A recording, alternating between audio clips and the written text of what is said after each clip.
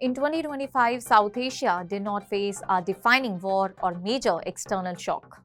Instead, the region was marked by internal breakdowns, governments shaken by protest, political systems paralyzed by distrust, and humanitarian crises exposing weak state capacity. From Nepal to Bangladesh, Pakistan to Afghanistan, a common pattern emerged. Pressure on states came from their own streets, institutions, and policy choices.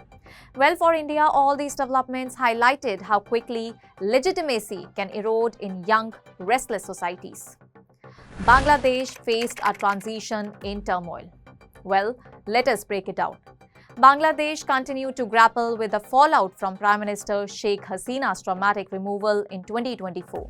An interim government led by Nobel laureate Muhammad Yunus promised stability and elections in 2026. But 2025 proved turbulent. In November, Sheikh Hasina was sentenced to death in absentia by the International Crimes Tribunal over alleged involvement in the 2024 student uprising, alongside a separate 21-year corruption sentence. Her children were also jailed. Hasina, now in India, dismissed the ruling as politically motivated. The crisis escalated after the assassination of Sharif Usman Hadi, a 32-year-old youth leader from the uprising, triggering nationwide riots, attacks on Awami League offices, and assaults on media houses. Communal violence followed, including the lynching of Hindu youth Deepu Chandra Das over blasphemy allegations, deepening fears among minorities. Bangladesh now faces a fragile crossroads, attempting democratic renewal amid political violence, social unrest, and leadership uncertainty. Nepal, where youth power overturns leadership. Nepal saw one of its most significant youth-led movements in decades, successfully toppling the government. Protests erupted after the state blocked 26 major social media platforms, seen by digitally dependent youth as an attack on free speech and livelihoods.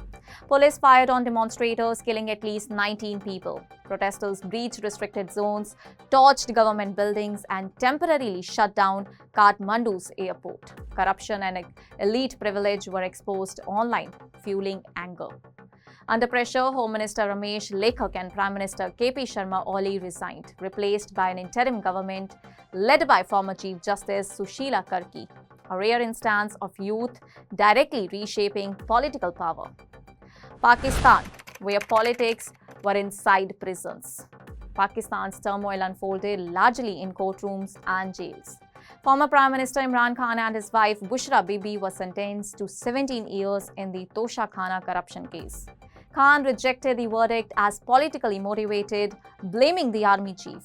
Protests by supporters, restrictions on jail visits, and allegations of abuse escalated tensions, highlighted Pakistan's long-standing struggle with the interplay of courts, military, and elected leaders.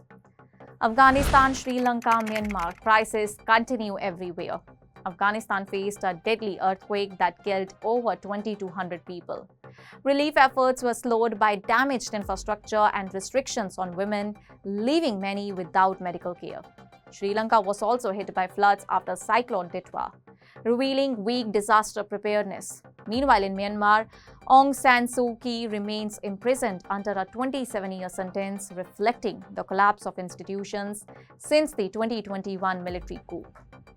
And what were the implications for India?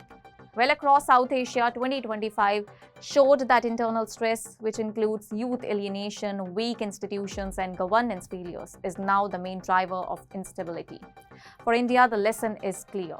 Lasting stability depends on legitimacy, inclusion, and responsive institutions, not just power or control. That's all for now. Stay tuned to the Savera for more updates. Do like, comment, and subscribe to the channel.